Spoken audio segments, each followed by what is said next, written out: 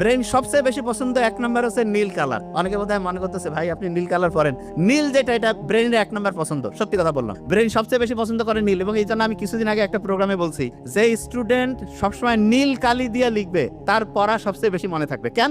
কারণ ব্রেন যেটাকে পছন্দ করে সেটা সহজে রিজার্ভ করবে। এই জন্য যারাই লিখবেন নীল কালি দিয়ে। এবং অনেকে কিন্তু মনে হয় জানে না, বিসিএস থেকে শুরু করে অন্যান্য পরীক্ষায় কিন্তু 2টা কালি ব্যবহারের নিয়ম আছে।